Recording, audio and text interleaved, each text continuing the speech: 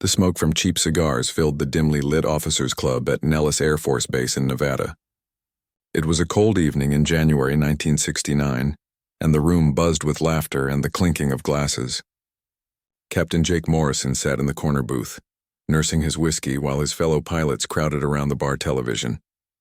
They had just returned from watching the first flight demonstration of America's newest fighter jet prototype, and nobody was impressed. "Did you see that thing? Looks like a damn whale with wings." Lieutenant Colonel Brad Stevens slammed his beer on the counter, his face red from drinking and laughing. The other pilots roared in agreement. Stevens had flown over 200 missions in Vietnam, dodging surface-to-air missiles in his nimble F-4 Phantom. He was a hero, and everyone listened when he spoke. Jake stayed quiet. He had also flown in Vietnam, 63 combat missions over the hostile skies of North Vietnam, where MiG fighters appeared from nowhere, and American pilots died because their aircraft could not outturn the enemy. He had lost 3 wingmen in 6 months. Good men, better friends. The memory of their last radio call still woke him at night. That Eagle prototype cost how much? $18 million per aircraft. Another pilot, Captain Rick Donovan, shook his head in disbelief. For that price, we could buy 3 Phantoms. 3? What idiot approved this project? The McDonnell Douglas F-15 Eagle had just completed its maiden flight that afternoon. Jake had watched from the flight line as the massive twin-engine fighter roared into the gray Nevada sky. Most pilots saw a bulky, over-engineered mistake. They saw an aircraft too heavy for dogfighting, too complex for combat, and too expensive for the military budget. Congress was already complaining. Newspapers called it a waste of taxpayer money. Even some generals thought the program should be canceled. But Jake saw something different. He had studied the technical specifications for weeks. The F-15 had 2 Pratt & Whitney engines that produced more thrust than any fighter in history. It could accelerate straight up like a rocket. The new pulse Doppler radar could track enemy aircraft from 50 miles away, long before the enemy knew an F-15 was hunting them. The aircraft could carry 8 air-to-air missiles, more firepower than anything in the sky. "Morrison, you're awful quiet over there," Stevens called out, his voice carrying across the noisy room. "What does our silent hero think about this flying turkey?" All eyes turned to Jake. He took a slow sip of his whiskey, feeling the burn down his throat. He thought about his dead wingmen. He thought about the nights over Hanoi when MiGs jumped American formations and pilots died because they flew aircraft designed for a different kind of war. The F-4 Phantom was a good bomber escort, but it was not built for turning dogfights against nimble Soviet fighters. "I think we have not been fighting the right way," Jake said quietly. The room fell silent. "In Vietnam, we got into knife fights with MiGs because we had to get close. Our missiles did not work half the time. Our aircraft were heavy because they carried bombs, not because they were built for air combat. Every engagement turned into a turning fight, and the MiGs were lighter and more agile." Stevens laughed. "Exactly. And this new Eagle is even heavier than the Phantom. You just proved my point, Morrison." Jake stood up, setting his glass down with a solid thunk. "The Eagle is not designed to turn with the enemy. It is designed to kill them before they even know the fight has started. That radar can see everything. Those engines can outrun anything. If we fight smart, we never get into a turning battle. We shoot from distance. We use speed. We dictate the terms of engagement." "Sounds like coward tactics to me," Donovan muttered. Several pilots nodded in agreement. Real fighter pilots, they believed, fought with their eyes and their instincts. They merged with the enemy and proved their skill in close combat. That was the warrior's way. That was honor. "Coward tactics keep pilots alive," Jake replied, his voice hard. "I watched Tommy Henderson burn in over Haiphong because his Phantom could not outturn a MiG-17. I listened to Dave Garcia scream on the radio when a MiG-21 got on his 6, and he could not shake it. We lost good men because we fought the enemy's fight instead of our own fight." The room stayed quiet for a long moment. Everyone knew Henderson and Garcia. Everyone had lost friends in Vietnam. The war in Southeast Asia was winding down now in early 1969, but the lessons were written in blood across the sky. "The program will fail anyway," Stevens finally said, but his voice had lost its mocking edge. "Congress will kill it. Too expensive, too complicated. Mark my words, Morrison. That Eagle will never see real combat." 3 weeks later, Jake submitted his application to join the F-15 test pilot program at Edwards Air Force Base in California. His commanding officer, Colonel William Briggs, called him into the office the next morning. Briggs was old-school military, a veteran of Korea who believed in simple aircraft and aggressive tactics. Morrison, are you insane? Briggs threw the application across his desk. That program is a career killer. Half of Congress wants to cancel it. If the Eagle fails, everyone attached to it goes down too. You have a good record. You could make lieutenant colonel in 2 years. Do not throw it away on this. Jake picked up the application and set it back on the desk. Sir, I flew 63 missions in Vietnam. I want to fly an aircraft that gives American pilots the advantage for once. If the Eagle works the way I think it will, it changes everything. And if it does not work, then I will have tried, sir. That evening, Jake drove home to the small base housing unit he shared with his wife, Sarah. She was cooking dinner when he walked in, and she knew immediately from his face that something had happened. They had been married for 8 years, and she could read him like a book. You volunteered for something dangerous again, did not you? She asked, stirring the pot on the stove without looking at him. The F-15 program. Test pilot duty at Edwards. Sarah stopped stirring. She turned to face him, and he saw the worry in her eyes. Jake, everyone says that program is going to fail. They say the aircraft is a joke. I know what they say, then why? Jake walked to the window and looked out at the flight line in the distance where rows of F-4 Phantoms sat in the fading sunlight. Because I do not want another pilot to die the way Tommy and Dave died. If the Eagle works, it saves lives. If it fails, at least I tried to make things better. Sarah was quiet for a moment. Then she crossed the kitchen and took his hand. When do we move to California? Meanwhile, 6,000 miles away in Moscow, Soviet intelligence officers reviewed photographs of the F-15 prototype. They sat in a secure room in the Lubyanka building, studying the images taken by their spy satellite. Colonel Dmitry Volkov, a veteran MiG pilot and now an analyst for Soviet air defense, laughed as he examined the pictures. The Americans are desperate, he told his colleagues. Look at this design. 2 massive engines, complex radar systems. It will break down constantly. It will be too expensive to produce in real numbers. This Eagle is proof that American aviation has lost its way. The other officers agreed. Soviet MiG-25 interceptors were already flying faster than anything America had. The new MiG-23 fighter was entering service with superior maneuverability. Moscow was confident that Soviet aircraft technology led the world. This American Eagle was just propaganda, a desperate attempt to keep up with superior Soviet engineering. Should we be concerned? A younger analyst asked. Volkov shook his head, smiling. Not at all. Let the Americans waste their money on this flying joke. When the time comes, our MiGs will sweep them from the sky. Back in Nevada, Jake Morrison packed his belongings for the move to Edwards Air Force Base. He carefully folded his flight suits and placed his helmet in a box. On the wall of his study hung a photograph of his old squadron in Vietnam.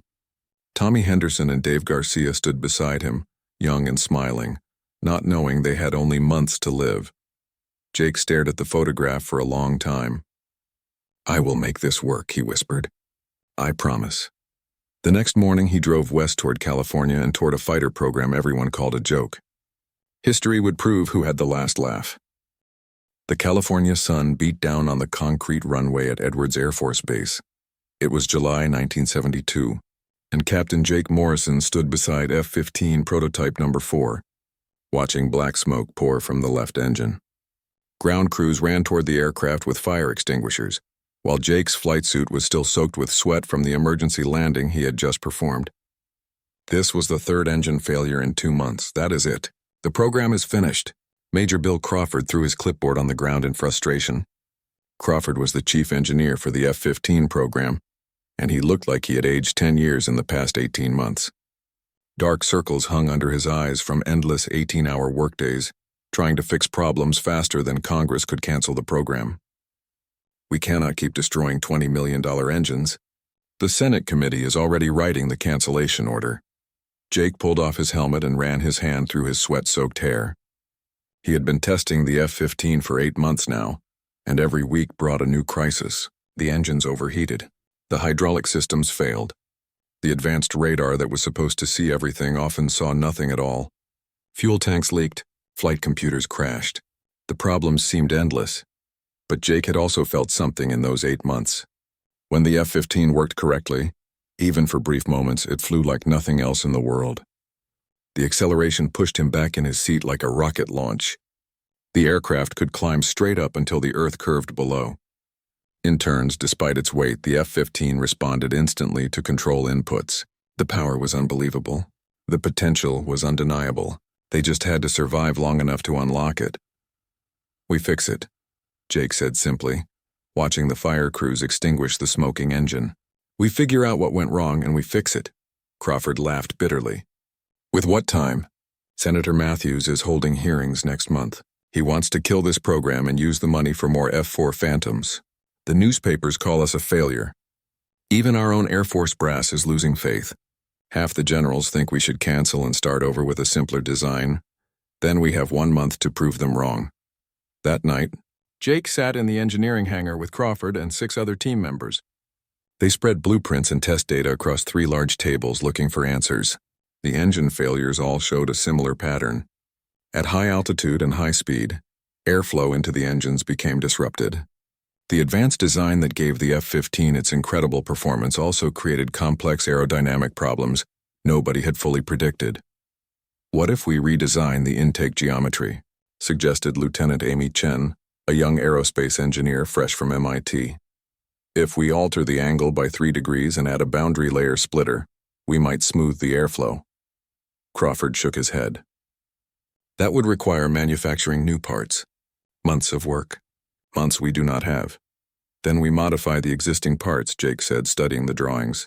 "We add attachments, test pieces. We try everything until something works. We do not need perfect. We need good enough to prove the concept to Congress." For the next 3 weeks, the team worked around the clock. They modified intake components, adjusted fuel flow systems, and reprogrammed flight computers. Jake flew test missions every day, pushing the aircraft to its limits while engineers monitored every sensor and measurement. Slowly, gradually, the failures became less frequent. The engines ran hotter but more stable. The aircraft started to behave predictably. Then came August 15th, a day Jake would never forget. He was testing high-altitude performance at 42,000 feet, flying faster than the speed of sound over the Mojave Desert. The morning sun painted the earth gold and brown below him. The F-15 felt perfect. All systems were green. The engines purred with smooth power. "Eagle 1, how are you feeling up there?" Crawford's voice crackled through the radio from ground control. "Like $1 million, Bill. This bird is singing today." "Good. Let us try a high G turn at altitude. Take it up to 7 Gs and see how she handles." Jake rolled the F-15 into a hard right turn, pulling the stick back and feeling the G-forces crush him into his seat. His G-suit inflated, squeezing his legs to keep blood in his brain. The aircraft carved through the thin air like a knife. 6 Gs, 7 Gs. The turn was tight and perfect, then everything went wrong at once. Warning lights exploded across his cockpit panel like fireworks. The stick went dead in his hand. Hydraulic pressure dropped to 0. The flight control computer crashed completely. The F-15, flying at 800 miles per hour and 42,000 feet, suddenly became a 17-ton glider with no way to steer. "Eagle 1, we show multiple system failures. What is your status?" Crawford's voice was tight with controlled panic. Jake fought to keep his own voice calm even as his heart hammered in his chest. The aircraft was starting to roll left, beginning the death spiral that had killed test pilots since the dawn of aviation. "I have lost all flight controls. Hydraulics are dead. Computer is offline. I am going to try manual reversion." "Negative, Eagle 1. The manual backup system is not installed yet. That modification is scheduled for next month. You need to eject now. Eject, eject, eject." Jake's hand moved to the ejection handle between his legs. One pull and the explosive charges would blow the canopy off, and the rocket motor would shoot him clear of the dying aircraft. It was the safe choice, the smart choice. Every instinct screamed at him to pull the handle, but if he ejected, that was another F-15 destroyed.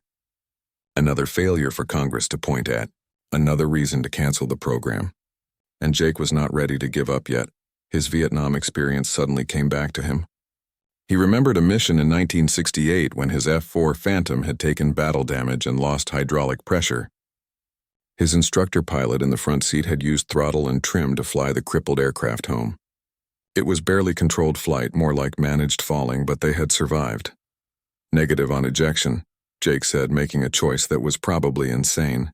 "I am going to try flying her home on throttle and trim alone." "Morrison, that is suicide. The F-15 is not designed for that.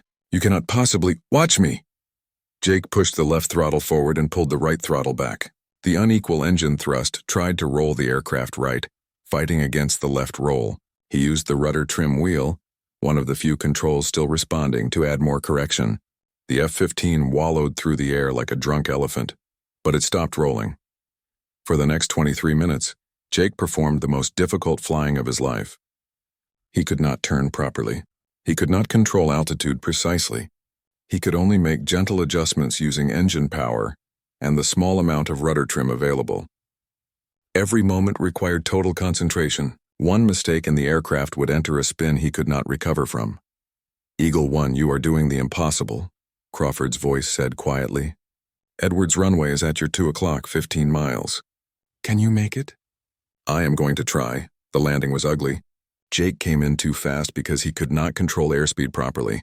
The aircraft hit the runway hard enough to blow both main tires. It bounced twice, then skidded for 3,000 feet before finally stopping, trailing smoke from the ruined tires and brakes. Emergency vehicles surrounded the aircraft immediately. Jake sat in the cockpit for a long moment after shutdown, his hands shaking from adrenaline. He had just proven something important, though he was not yet sure exactly what. When the ground crew opened the canopy, Crawford was the first face he saw.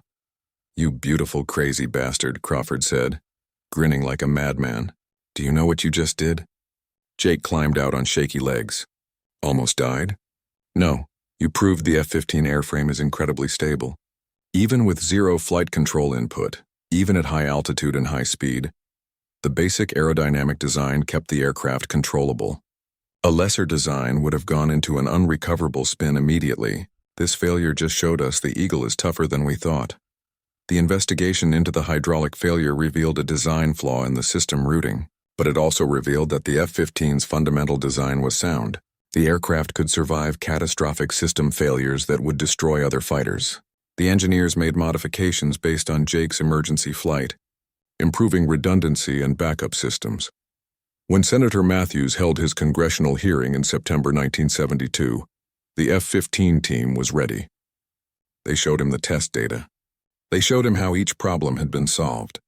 They showed him video of Jake's emergency landing and explained what it proved about the aircraft's stability and strength. Most importantly, they showed him combat simulations where the F-15 dominated every opponent. Matthews was not completely convinced, but he agreed to continue funding for one more year. It was enough, just barely enough. Meanwhile, across the world in Syria, Soviet advisors were training Syrian Air Force pilots on the new MiG-23 fighter. Lieutenant Colonel Yuri Petrov watched the Syrian pilots practice dogfighting maneuvers and felt confident. The MiG-23 could reach Mach 235, faster than almost anything in the sky. Its swing-wing design allowed both high-speed interception and tight-turning combat. Soviet intelligence still dismissed the American F-15 program as a failing experiment. "The Americans are building a fighter for the last war," Petrov told his Syrian students. "They think more power and better radar will win battles. But air combat is won by the better pilot in the more agile aircraft. Your MiG-23 will defeat any American fighter you encounter." The Syrians believed him. So did Moscow. They had no idea what was actually being born in the California desert. By December 1974, the F-15 program had overcome its major technical problems. Jake had flown 200 test missions, pushing the aircraft through every possible flight regime. The engines now ran reliably. The radar worked as designed. The flight controls were smooth and predictable. More importantly, Jake and the test team had developed new tactics for how to fight in this revolutionary aircraft. The old way of thinking was dogfighting, turning and burning, getting close to the enemy. But the F-15 offered a different path. Its radar could track multiple targets from 50 miles away. Its missiles could kill from 20 miles. Its speed and climb rate meant it could control the engagement geometry, choosing when to fight and when to disengage. The F-15 pilot who used these advantages correctly would never need to enter a turning dogfight at all. Jake submitted his tactical recommendations to Air Force headquarters. Some generals understood immediately. Others thought he was advocating cowardice. But the younger generation of pilots, many of them Vietnam veterans who had watched friends die in turning battles, understood completely. This was not about honor. This was about winning. This was about coming home alive. In January 1975, Jake received his promotion to lieutenant colonel and orders to Langley Air Force Base in Virginia. He would command the first operational F-15 squadron. The aircraft that everyone had called a joke was finally going to war. Not yet in actual combat, but into operational service where real pilots would fly it on real missions. The night before he left Edwards, Jake walked out to the flight line one last time. F-15 prototype number 4, the aircraft he had emergency landed, sat under the stars. Maintenance crews had repaired it, and it would continue testing for years to come. Jake placed his hand on the cold metal fuselage. "Do not make a liar out of me," he whispered to the aircraft. "I told them you would be the best fighter in the world. Now prove it." Somewhere over the Mediterranean Sea, Syrian MiG pilots flew combat air patrol missions confident and relaxed. They had the best Soviet technology. They had good training. They feared no one. Their confidence would not last much longer. The Eagle was coming, and it was hungry. Captain David Cohen checked his oxygen mask connection one more time before climbing into the cockpit of his F-15 Baz. The Hebrew word Baz meant falcon, and that is what the Israeli Air Force called their newly acquired F-15 Eagles. It was June 27, 1979, a hot morning at Ramat David Air Base in northern Israel, and David was about to make history, though he did not know it yet. Falcon lead. "You are cleared for takeoff." The tower controller's voice crackled through his helmet. "Weather is clear. Your patrol sector is Alpha 7 along the Syrian border. Intel reports increased Syrian activity in your area. Stay sharp." David advanced the throttles, feeling the twin engines' incredible power push him back into his seat. Beside him, 3 other F-15s began their takeoff roll. They were Falcon flight, 4 aircraft loaded with missiles and fuel for a 3-hour combat air patrol. The mission was routine. They had flown similar patrols dozens of times over the past year since Israel began receiving F-15s from America. Usually nothing happened. Usually they just flew circles in the sky and came home. Today would be different. David had been flying fighters for 6 years. He started in Mirages, the French fighters that had dominated the Six-Day War in 1967. Then he transitioned to F-4 Phantoms, the American workhorse that fought in the Yom Kippur War of 1973. Both aircraft were good, but both had limitations. The Mirage was nimble but lacked modern radar and missile systems. The Phantom was powerful but heavy in turning combat. The F-15 was something else entirely. David had trained on it for 8 months at Luke Air Force Base in Arizona, where American instructors taught Israeli pilots how to fight in this revolutionary aircraft.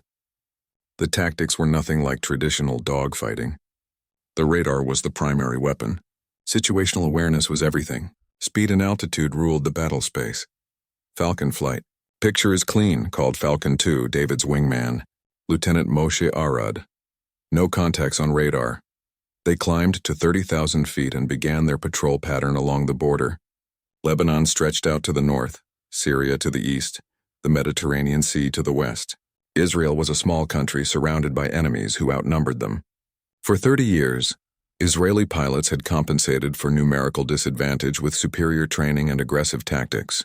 Now they had superior aircraft too. 15 minutes into the patrol, David's radar warning receiver began chirping.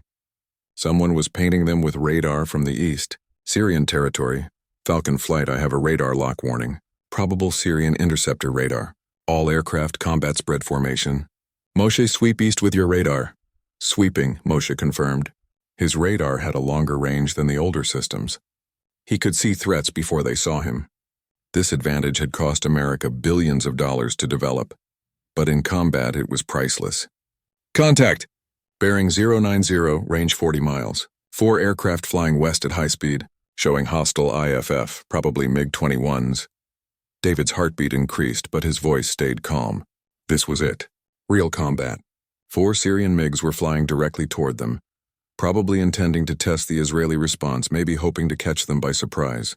The Syrians did not know that the F-15's radar had already seen them from 40 miles away. They did not know they were already being hunted. "Falcon 3 and 4, stay high and cover. Moshe and I will take the shot. Arm missiles." David flipped switches on his armament panel. 4 AIM-7 Sparrow radar-guided missiles hung under his wings. Each one could kill from 20 miles away. The Syrians were still 35 miles out, probably not even aware that Israeli fighters were in the area. Their radar systems were older generation Soviet technology. Good but not great. Falcon lead, I have tone. Range 30 miles in closing. Request permission to fire. David thought for exactly 2 seconds. Firing first meant starting a fight that might escalate, but letting Syrian fighters penetrate Israeli airspace meant showing weakness. In the Middle East, weakness invited attack. The decision was easy. Falcon flight is cleared hot. I am taking the northern target. Moshe, take the southern target. Fox 1. David pressed the missile launch button. A sparrow dropped from his wing, its rocket motor igniting in a brilliant flash. The missile accelerated to 3 times the speed of sound, racing toward the lead Syrian MiG-21 28 miles away. Beside him, Moshe's missile launched a second later. The Syrian pilots never knew what hit them. Their radar warning receivers suddenly screamed, telling them missiles were inbound, but there was no time to react. David's Sparrow struck the lead MiG in the engine section, the warhead detonating and ripping the aircraft apart. The Syrian pilot ejected, his parachute blossoming as his fighter tumbled toward the ground in pieces. Moshe's missile killed the second MiG cleanly. Direct hit. No ejection. The remaining 2 Syrian pilots finally understood they were in a fight, and they broke hard left, diving for the deck and running for home. But they were too late. David's radar tracked them easily. Falcon 3, you have the runner on the left. Kill him. Copy engaging, called Falcon 3 Captain Rafi Goldman. His missile launched, tracking perfectly, and destroyed the third MiG 15 seconds later. The 4th Syrian pilot showed courage or foolishness. Instead of running, he reversed hard and charged straight at David's formation. Maybe he thought he could get close enough for guns, close enough to make it a real dogfight where his smaller, more agile MiG might have a chance. Maybe he was just angry about his dead comrades. Either way, it was a fatal mistake. David extended away, using the F-15's superior acceleration to open distance. The MiG-21 could not keep up. When the Syrian pilot tried to turn to follow, David reversed hard, pulling the F-15 through a crushing 7G turn. The aircraft responded instantly, the massive engines maintaining speed even in the turn. Within seconds, David had position. The Syrian MiG filled his heads-up display. Fox 2. David fired a heat-seeking Sidewinder missile. The missile's infrared seeker locked onto the MiG's hot engine exhaust and tracked it perfectly. The Syrian pilot tried to turn away, popping flares desperately, but it was too late. The Sidewinder exploded against the MiG's tail section, tearing it apart. The aircraft tumbled out of control. Another parachute appeared. The entire engagement had lasted 90 seconds. 4 Syrian MiGs destroyed. 0 Israeli losses. 0 damage. The Syrians never even got close enough to fire a weapon. Falcon lead, this is Israeli air control. Confirm your engagement report. Did you say 4 kills? David's hands were shaking from adrenaline as he responded. Confirmed. 4 Syrian MiG-21s destroyed. Falcon flight has 0 damage. We are RTB. RTB meant returning to base. They had enough fuel and missiles to continue patrol, but air control ordered them home immediately. This engagement would require detailed debriefing, and Israeli intelligence would want every detail while memories were fresh. When David landed at Ramat David, the entire base was waiting on the flight line. News had spread fast. 4 kills, 0 losses. The first combat proof that the F-15 was everything America had promised. As David climbed out of his cockpit, his squadron commander, Colonel Amos Amir, was the first to shake his hand. You just changed air warfare, Amir said simply. Well done, David. That night, Israeli intelligence analysts reviewed the engagement data. Every F-15 recorded its radar tracks, missile launches, and aircraft performance. The data showed something revolutionary. The F-15 pilots had complete situational awareness throughout the fight. They saw the enemy first. They shot first. They controlled the geometry of the battle. The Syrians never had a chance because they were fighting blind against an enemy who saw everything. 8,000 miles away at Langley Air Force Base in Virginia, Lieutenant Colonel Jake Morrison was sitting in his office doing paperwork when his phone rang. It was General Tom Richards from Air Force Headquarters in the Pentagon. Jake, I thought you would want to know. The Israelis just scored 4 MiG kills with F-15s. First combat engagement, 4-0 in 90 seconds. Exactly the way you said it would work. Jake leaned back in his chair, a smile spreading across his face. About damn time. Did they follow the doctrine? Every word. Extended range engagement. Superior radar awareness. Speed and altitude advantage. The Syrians never got close. Jake, this changes everything. Congress is already calling to increase F-15 production orders. The program you nearly died testing is now the hottest thing in military aviation. After Jake hung up, he walked to his window and looked at the flight line where his own squadron's F-15s sat ready for action. He thought about that cold night in Nevada in 1969 when everyone laughed at the prototype. He thought about the engine failures and hydraulic problems and all the times the program nearly died. He thought about his emergency landing at Edwards when he flew a dead aircraft home on throttle alone. It had all been worth it.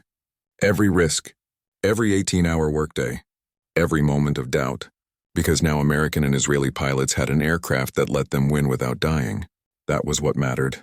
Not pride, not proving critics wrong, just bringing pilots home alive. In Damascus, Syrian Air Force commanders held an emergency meeting. They could not understand how 4 experienced MiG pilots had been destroyed so quickly. Their aircraft were good. Their training was solid. The Soviet advisors had promised them the MiG-21 could compete with any Western fighter. What had gone wrong? The truth was simple but hard to accept. Technology had changed warfare. The side that saw first and shot first now won battles before they truly began. Pilot skill still mattered, but not as much as radar range and missile performance. The Syrians were fighting a 1960s war with 1970s technology, while Israel was fighting a 1980s war. The gap was enormous. "We need better aircraft," said General Mustafa Tlass, Syria's Minister of Defense. "Contact Moscow. We need MiG-23s. We need MiG-25s. We need their most advanced systems." The Soviets agreed to provide more advanced fighters. They sent more advisors. They promised better training. But in their private reports back to Moscow, even Soviet analysts were worried. If Syrian pilots and Soviet fighters could be destroyed so easily by American F-15s, what did that say about Soviet aviation technology? What did it say about the plans for a potential war against NATO? The answer was uncomfortable. Maybe the Americans had built something genuinely superior. Maybe the F-15 was not a joke after all. Over the next 2 years, Israeli F-15s would engage Syrian aircraft dozens more times. The score was always lopsided. 8 Syrian kills with no losses, 12 Syrian kills with no losses, 20 Syrian kills with no losses. Every engagement proved the same thing. The F-15, when properly employed, was nearly invincible in air combat. David Cohen would eventually be credited with 8 air-to-air kills, making him one of Israel's top aces. But he never forgot that first engagement in June 1979. That was the day the F-15 proved all the critics wrong. That was the day a joke became a legend. In his office at Langley, Jake Morrison kept a newspaper clipping about the first F-15 combat kills. Under it, he had written a note to himself. "They laughed at us in Nevada. Nobody is laughing anymore." The eagle had tasted blood and it was just getting started. The best kills were still to come. The morning sky over Lebanon's Bekaa Valley was crystal clear on June 9, 1982. Captain Zivi Nadivi flew his F-15D at 20,000 feet, leading a 4-ship formation on combat air patrol. Below them, Israeli ground forces were pushing into Lebanon to destroy Palestinian Liberation Organization bases. Syrian President Hafez al-Assad had responded by moving his air force into position, and Israeli intelligence predicted the largest air battle since the Yom Kippur War was about to begin. Falcon lead. This is Israeli air control. We have multiple Syrian aircraft launching from Damascus and Aleppo. Count as over 60 fighters inbound to your sector. You are cleared to engage. Good hunting. Zivi's adrenaline spiked. 60 Syrian fighters. That was not a raid.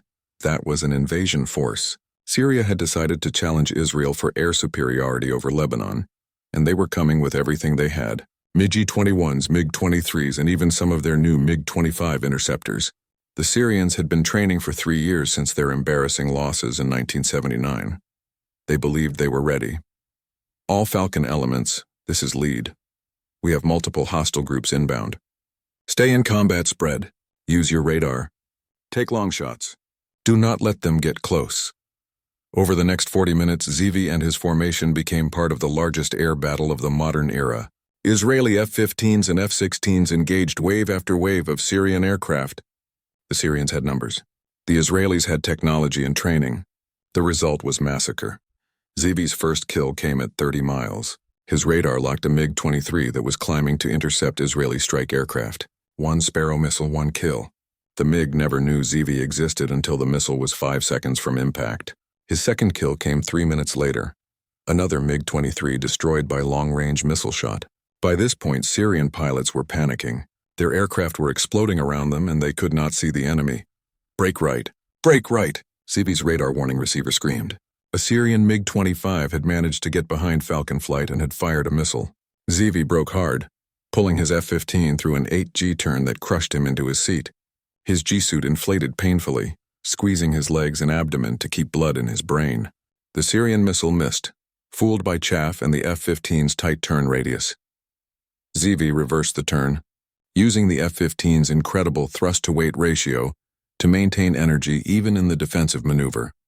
Within seconds, he was offensive again. The MiG-25 was fast, one of the fastest fighters in the world, but it could not turn. The Syrian pilot tried to run, pushing his aircraft past Mach 2. But the F-15 had the angle, and ZV had a heat-seeking Sidewinder ready. Fox 2. The Sidewinder left his wing and tracked the MiG's hot exhaust perfectly. The missile caught the MiG at the tail section, and the big interceptor came apart in a fireball. 3 kills in 15 minutes. But the sky was full of aircraft now. Contrails crisscrossed overhead as dozens of fighters maneuvered for position. Missiles streaked through the air. Parachutes bloomed as pilots ejected from dying aircraft. Radio calls overlapped in a chaos of warnings and kill confirmations. Splash 4. That is 4 MiGs down. I have 2 more on radar engaging. Warning, warning, missile launch, brake left. ZV rejoined his formation and climbed back to altitude. His radar showed Syrian aircraft beginning to retreat east toward their own territory. The battle had lasted less than an hour, but the damage was catastrophic for Syria. When the shooting stopped and Israeli intelligence counted the wrecks, the numbers were almost unbelievable. 85 Syrian aircraft destroyed. 0 Israeli losses. Not a single Israeli fighter was shot down in air-to-air combat. The F-15s alone had claimed over 40 kills. It was the most lopsided air battle in modern history, and it sent shockwaves through air forces around the world. But the day was not over for ZV Nadivi. His next mission that afternoon would become one of the most famous incidents in F-15 history. Proof that the aircraft was even tougher than anyone imagined. ZV was leading a 2-ship formation back to base after a second combat patrol when the unthinkable happened. During a training maneuver, his wingman drifted too close. The wingman's F-15 struck ZV's aircraft. A mid-air collision at 300 knots. Metal screeched. Both aircraft shuddered violently. ZV's F-15 rolled hard to the left. Collision. I have a collision. His wingman called, his voice panicked. ZV, your right wing. Oh God, your right wing. ZV looked right and felt his stomach drop. His entire right wing was gone, just gone. Torn completely off from about 2 feet outboard of the fuselage. All that remained was a jagged stump where 9 meters of wing used to be. Fuel was streaming from the broken hydraulic lines. The F-15 was rolling and yawing violently, trying to depart controlled flight. Eject, eject now, his wingman screamed. Every instinct told ZV to pull the ejection handle. Flying with one wing was impossible. Every pilot knew that. An aircraft needs both wings to generate balanced lift. Without the right wing, the left wing would roll the aircraft inverted and send it into an uncontrollable spin. Physics said this aircraft was going to crash. ZV should eject while he still could. But ZV remembered something from his F-15 training. The American instructors at Luke Air Force Base had said the F-15 had a thrust-to-weight ratio greater than 1. That meant the engines alone could lift the weight of the aircraft. It could theoretically fly on engine power alone if the airframe was stable enough. Of course, nobody had ever tested that theory. Nobody had ever needed to. Negative on ejection, ZV said, his voice surprisingly calm. I am going to try to fly her home. He pushed both throttles to full afterburner. The twin engines roared to maximum power and the F-15 stopped rolling. The thrust was incredible, pushing the aircraft forward even with the massive drag from the missing wing. ZV used his rudder and the left wing to maintain some level of control. It was like flying a rocket with steering problems, but it was flying. ZV, this is insane. You cannot land that aircraft. Watch me. For the next 15 minutes, ZV fought to keep the crippled F-15 in the air. Every movement had to be smooth and calculated. Too much rudder and the aircraft would spin. Too little power and it would stall and crash. He could not turn properly, so he flew in wide, gentle arcs toward the nearest airbase. His fuel was leaking badly. He had maybe 10 minutes before the tanks ran dry. Israeli air control cleared all other aircraft from the airspace and had emergency crews standing by. They had never seen anything like this. The radar return showed an F-15 flying, but everyone knew half the wing was missing. It should not be possible. Physics said it could not work. But there it was on radar, getting closer to base. Zivi lined up on the runway as best he could. His approach speed was twice normal because he needed the extra airflow to maintain control. He had one chance at this. If he touched down wrong, the aircraft would cartwheel and explode. If he came in too slow, he would stall and crash short of the runway. If the landing gear had been damaged in the collision, he would belly in and probably die in the fire. The runway rushed up. Zivi held the stick steady, engines at full power until the last possible second. The wheels touched concrete. The aircraft bounced once, slammed down hard, and Zivi immediately cut the engines. The F-15 rolled down the runway, trailing sparks and smoke, finally stopping 3,000 feet later. Zivi sat in the cockpit, hands shaking, hardly believing he was alive. When the ground crew reached him and opened the canopy, they just stared at the missing right wing in disbelief. The photographs taken that day would appear in aviation magazines around the world. An F-15 with only one wing had flown and landed. The structural engineers analyzed the airframe later and confirmed that the unique design of the F-15's wide body actually generated some lift, enough to compensate for the missing wing when combined with full engine thrust. This aircraft should not fly with one wing, one engineer said while examining the damage. But it did. The F-15 is stronger and more stable than we ever imagined. Meanwhile, 8,000 miles away in the United States, the news from Lebanon's Bekaa Valley was causing excitement in Air Force headquarters. Colonel Jake Morrison, now serving as a tactical advisor to the Pentagon, sat in a briefing room listening to Israeli combat reports. The numbers seemed impossible. 85-0. The critics who had called the F-15 too expensive, too complex, too heavy were silent now. Every Air Force in the world wanted F-15s after Bekaa Valley. "Jake, congratulations," said General Richard Lawson, watching the presentation. "That program you nearly died for has just become the most successful fighter in history. The kill ratio is over 50-0 now when you combine all Israeli engagements. Nothing else even comes close." Jake nodded, but he was already thinking about the next challenge. The Soviets would study these losses carefully. They would develop new tactics, new technology. The F-15 was dominant now, but air warfare never stayed static. Someone was always working on the next advantage. His concerns proved correct. Throughout the 1980s, the Soviet Union invested billions of rubles into developing fighters that could counter the F-15. They created the MiG-29 Fulcrum and the Su-27 Flanker, aircraft with advanced maneuverability and improved radar systems. But they never exported their best models to Syria or other allies. The aircraft that faced F-15s in combat were always one generation behind, and the pilots were never as well trained as Israeli or American crews. Then came August 1990, when Iraqi dictator Saddam Hussein invaded Kuwait. The United States responded with Operation Desert Shield, building up forces in Saudi Arabia. By January 1991, 500,000 coalition troops faced Iraq's million-man army. In the air, American F-15C fighters deployed to Saudi Arabia, waiting for the war everyone knew was coming. Captain Rick Tellini sat in his F-15C at Al-Kharj Air Base in Saudi Arabia on January 17, 1991. The air war against Iraq had just begun. American stealth fighters were bombing Baghdad. Cruise missiles were striking Iraqi command posts, and Rick's squadron had orders to sweep Iraqi airspace and destroy any fighters that tried to intercept coalition strike packages. Pennzoil flight, you are cleared to push north. Intel reports Iraqi MiG-29s are airborne, attempting to intercept our strike package. Find them and kill them. Rick's formation of 4 F-15s crossed into Iraqi airspace at 30,000 feet. His radar immediately picked up contacts. 2 Iraqi MiG-29 Fulcrums flying north at high speed. These were not export model MiGs like the Syrians flew. These were frontline Soviet fighters with good radar and modern missiles. The Iraqi pilots had trained in the Soviet Union. They were not going to be easy kills. Pennzoil lead has radar contact. 2 bandits bearing 350 range 30 miles high and fast. Arm missiles. Rick locked the lead MiG-29 and fired an AMRAAM, the latest American radar missile with active guidance. The AMRAAM was better than the old Sparrows, harder to evade, more reliable. The missile accelerated to Mach 4 and tracked the MiG perfectly. The Iraqi pilot never had time to react. His MiG exploded in a fireball. Rick's wingman killed the second MiG 15 seconds later. 2 kills, 2 missiles. The engagement lasted 30 seconds. The Iraqi pilots were skilled, but skill alone could not overcome the technology gap. American F-15s could see farther, shoot farther, and maneuver better than anything Iraq possessed. Over the next 42 days of Desert Storm, American F-15C fighters dominated Iraqi airspace.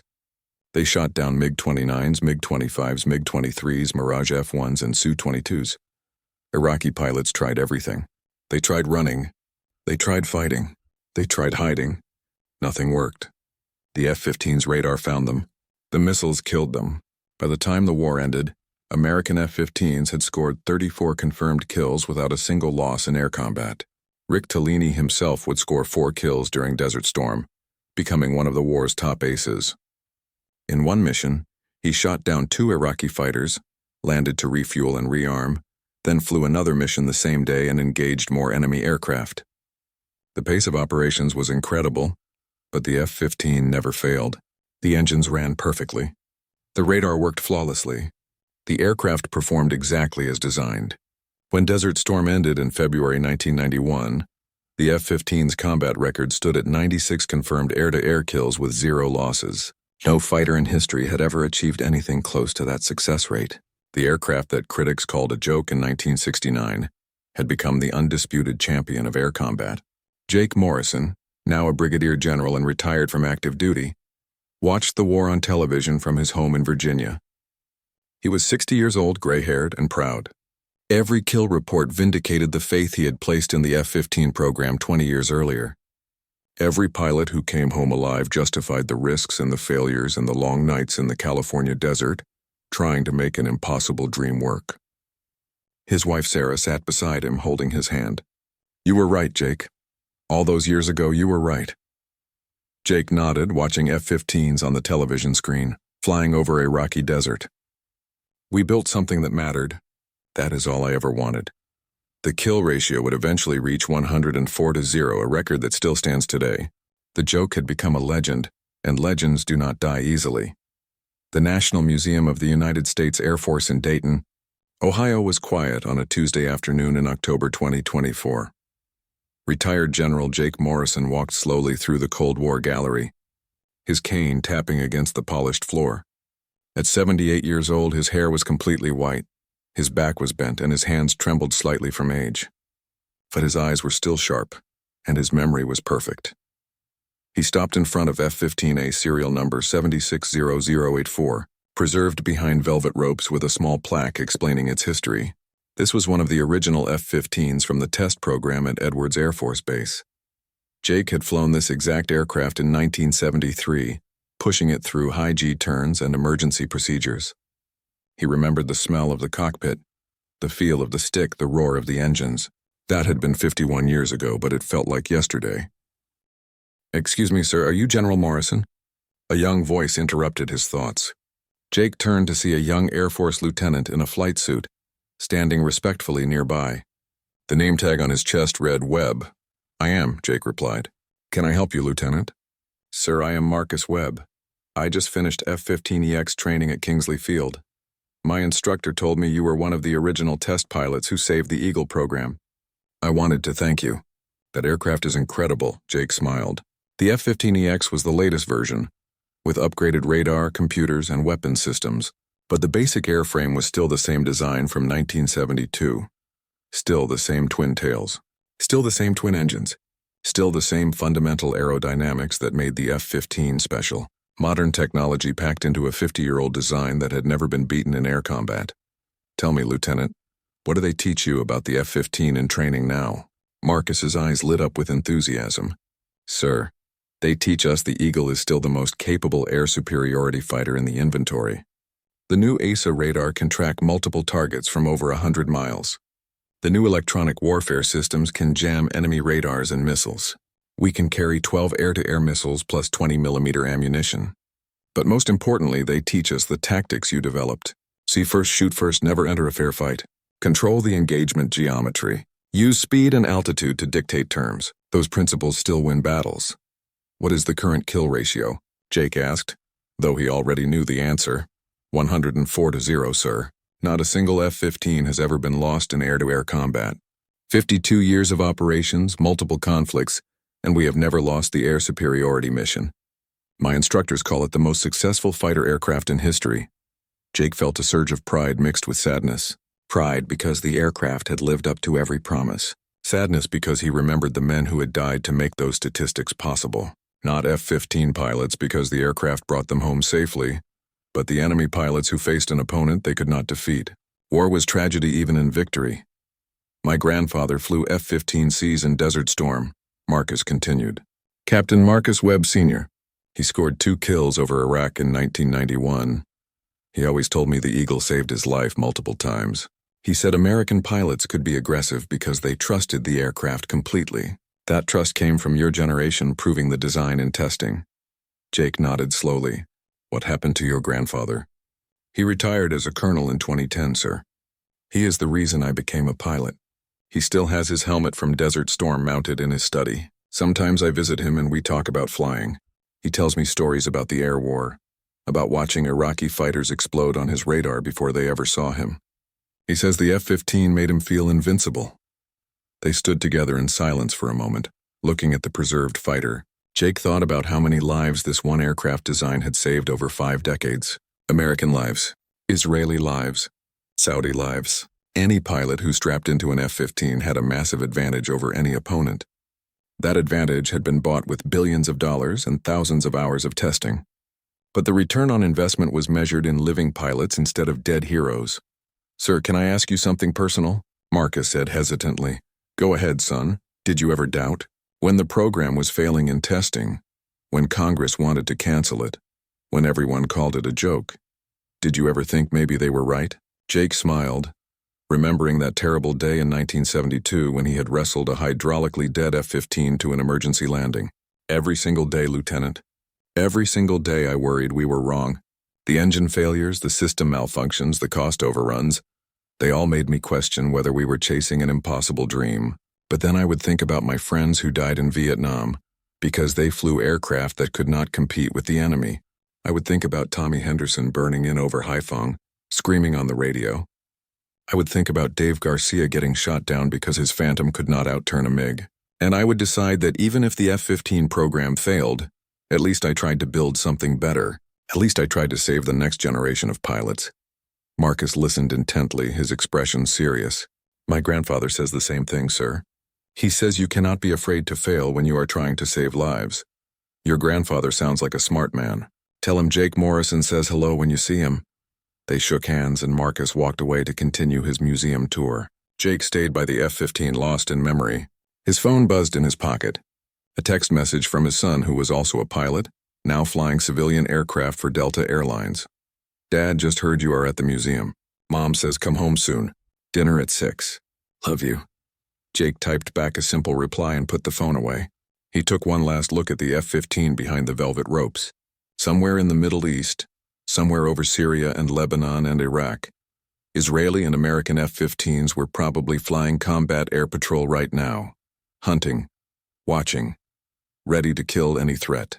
The aircraft was older than most of the pilots flying it, but it was still deadly, still undefeated. Jake remembered the Soviet intelligence officers who had photographed the prototype in 1969 and dismissed it as American waste. He wondered if any of them were still alive, if any of them remembered laughing at the pictures of the bulky twin-engine fighter. He wondered if they understood now what they had missed. The F-15 was not designed to look impressive. It was designed to win. Those were not always the same thing. He thought about Colonel Dmitry Volkov, the Soviet analyst who had been so confident that MiG fighters would sweep American Eagles from the sky. Soviet archives released after the Cold War revealed that Volkov had written multiple intelligence assessments predicting F-15 failure. He had convinced Moscow that American fighter technology was inferior to Soviet designs. History had proven him catastrophically wrong. The MiG-29s and Su-27s that were supposed to dominate the F-15 never achieved anything close to the Eagle's success rate. Soviet aviation had been good, sometimes very good, but not good enough.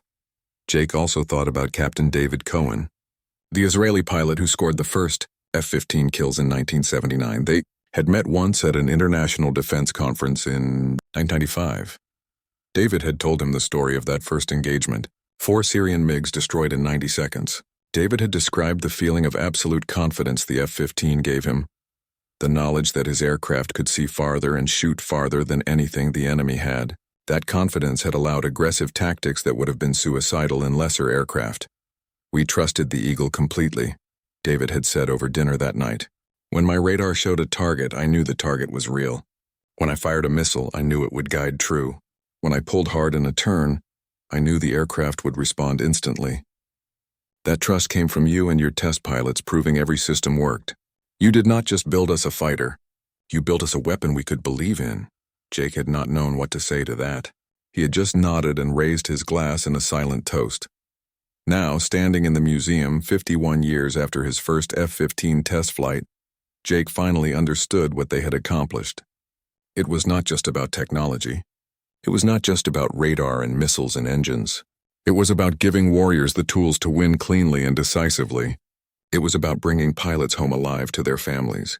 It was about building something that lasted longer than any of them had imagined possible. The museum was closing soon. The announcement came over the loudspeaker asking visitors to make their way to the exits. Jake took one final look at the F-15. He placed his hand on the velvet rope as close as he could get to touching the aircraft one last time. "You were worth it," he whispered. "Every risk, every failure, every sleepless night. You were worth all of it." He turned and walked toward the exit, his cane tapping a steady rhythm. Outside, the October sun was setting, painting the sky in shades of orange and gold. In the distance, he could hear the sound of jet engines.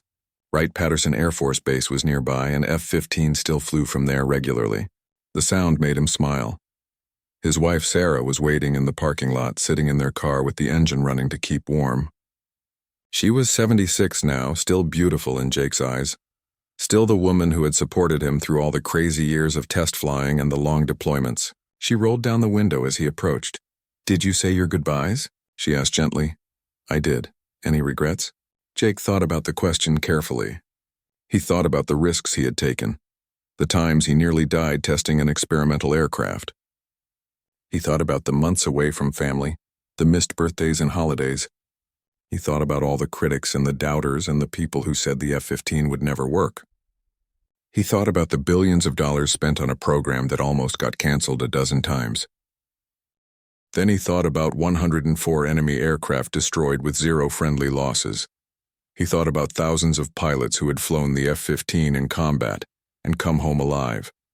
He thought about Lieutenant Marcus Webb, a young pilot flying an F-15EX in 2024. Carrying on a tradition that started in 1972. He thought about the unbroken line of success spanning 5 decades and multiple wars. "No regrets," Jake said, climbing into the passenger seat. "Not a single one."